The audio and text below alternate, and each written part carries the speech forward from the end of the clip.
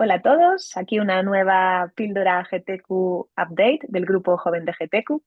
En esta ocasión contamos con la doctora Gemma Molina Arriero del Complejo Hospitalario Universitario de Ferrol, que nos va a resumir este artículo publicado este año en Gastroenterology. Y la pregunta a la que nos querían responder los autores es si la actividad inflamatoria evaluada por ecografía intestinal en pacientes embarazadas se asocia a un mayor riesgo de eventos adversos durante el embarazo y el periodo neonatal del recién nacido. Muchísimas gracias, Gemma, por aceptar la invitación para hacer este resumen, cuando quieras. Muchas gracias, Siria. Bueno, a ver si pasa la diapositiva. Ahora, perdón. Bueno, para empezar, la enfermedad inflamatoria intestinal sabemos que tiene una mayor incidencia en mujeres en edad fértil. La enfermedad activa está directamente relacionada con efectos adversos obstétricos y neonatales, fundamentalmente parto prematuro y bajo peso al nacer, entre otros. Y a día de hoy en el embarazo existen una serie de herramientas limitantes a la hora de detectar o de determinar actividad. Uno de ellos son los síntomas, pues muchas veces pueden ser síntomas que pueden generar confusión, como puede ser el estreñimiento o el sangrado hemorroidal. Hay una serie de biomarcadores, como es la PCR, la albúmina o la hemoglobina, que también se ven alterados durante el embarazo. Y existen técnicas que empleamos con frecuencia para monitorizar la enfermedad en la mayoría de los pacientes con crónico-oncolitis, como la colonoscopia o técnicas radiológicas, que en el embarazo pues no son técnicas recomendadas. Por lo tanto, como herramientas útiles, parece que la ecografía intestinal no deja de ser una técnica segura y precisa para valorar la actividad transmural y segura en el embarazo. Y además, otro de los biomarcadores que empleamos con frecuencia, como es la calprotectina fecal, sabemos que no se altera, que permanece estable, aunque es un marcador que puede ser menos preciso en pacientes que tienen afectación de tramos más proximales y que tampoco valora ni la gravedad ni la extensión de la enfermedad. Por lo tanto, el objetivo de este estudio fue determinar la asociación entre la actividad de la enfermedad inflamatoria intestinal durante el embarazo, evaluada mediante ecografía intestinal, y el riesgo de sufrir algún tipo de complicaciones obstétricas o neonatales. Para ello, el diseño que se empleó en este estudio fue un estudio de cohortes prospectivo, observacional y multicéntrico, en el que se incluyeron mujeres embarazadas o que tenían deseo gestacional en los 6 meses próximos, ¿no?, a la inclusión del estudio, desde el año 2017 al año 2023. Participaron tres centros hospitalarios, dos australianos y el Hospital del Monte Sinaí. Y en cuanto a las ecografías intestinales, todas ellas fueron llevadas a cabo por 6 gastroenterólogos expertos y acreditados por la Sociedad Internacional de Ecografía Intestinal, IBUS. Se recogieron una serie de datos en diferentes periodos. Los periodos que establecieron fueron los siguientes: 6 meses previos al embarazo, en el primer, en el segundo, en el tercer trimestre, y 6 semanas posparto.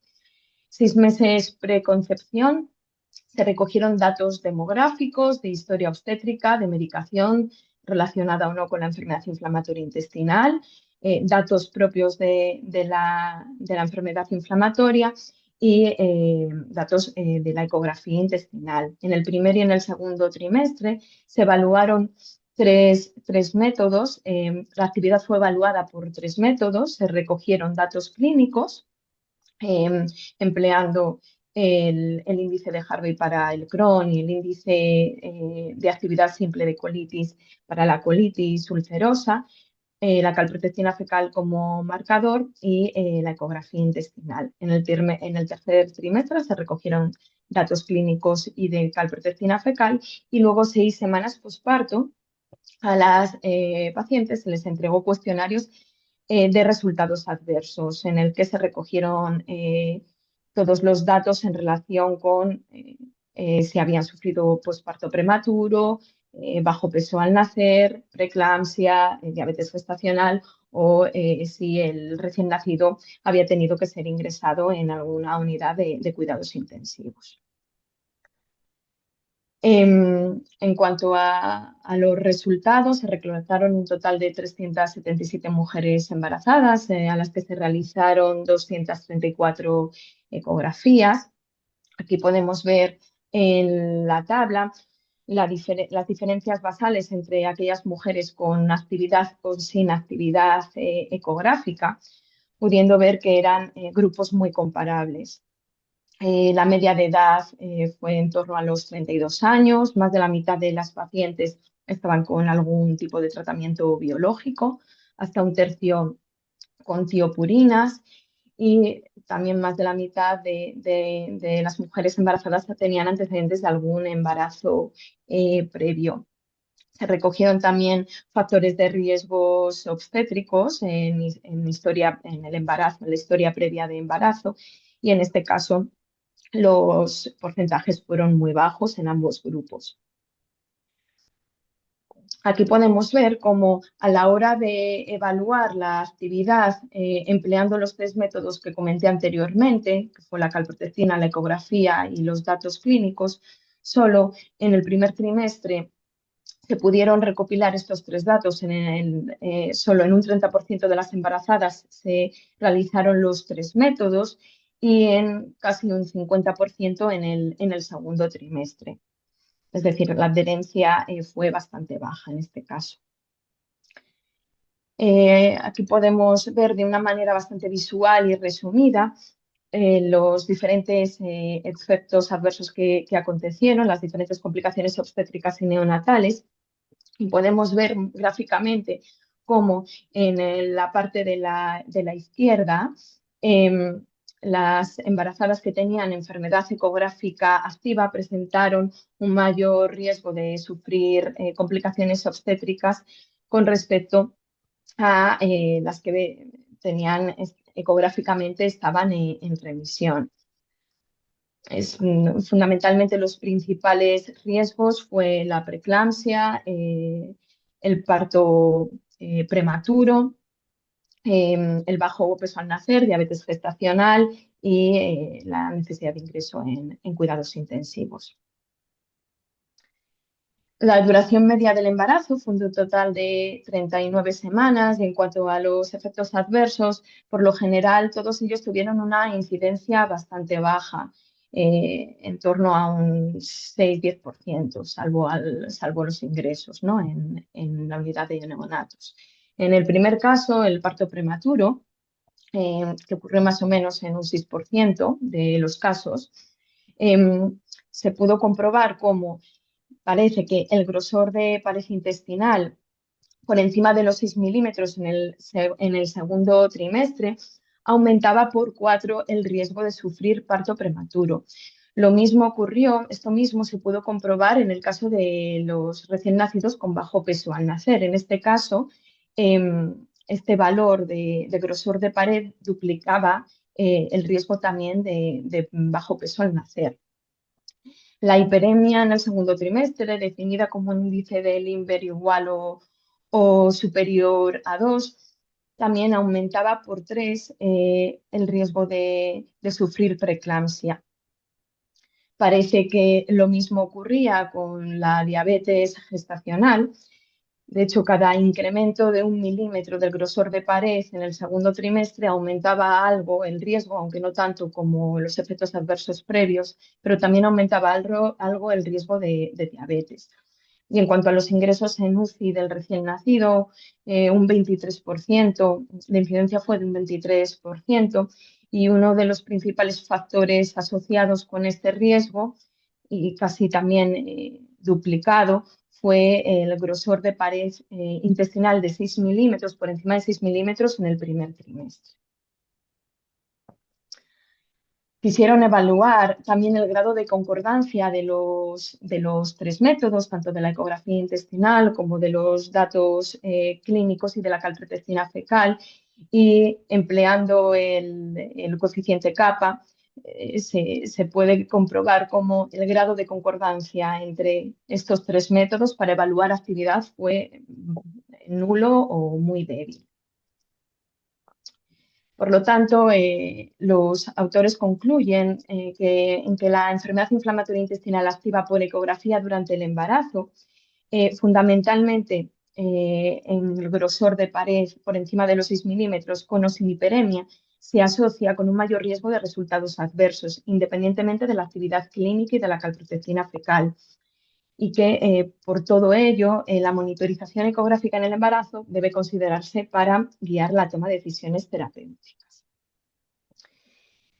También los propios autores hablan de de las limitaciones y de los puntos fuertes del estudio. En cuanto a las limitaciones, el bajo riesgo de efectos adversos pudo también infraestimar asociaciones y además la baja adherencia al protocolo, pues menos de un 50% de las pacientes se sometieron a los tres métodos de evaluación, también supone o puede suponer en este estudio un sesgo de selección.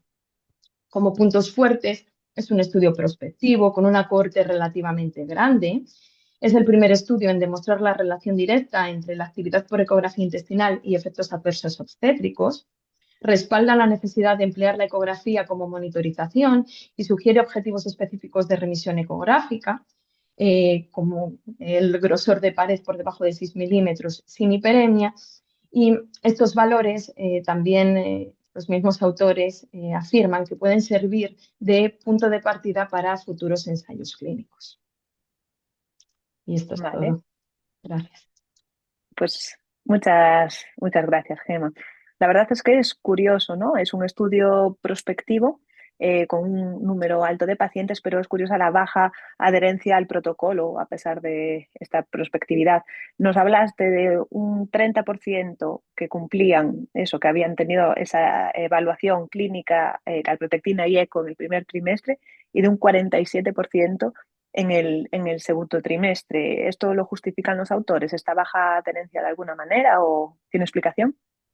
Sí, parece que la explicación puede ser en que probablemente las mujeres embarazadas que estaban estables o que su enfermedad estaba activa eran las menos adherentes, ¿no? Y que probablemente hubo un problema de adherencia por ese motivo, porque las que se encontraban en remisión, perdón, es probable que no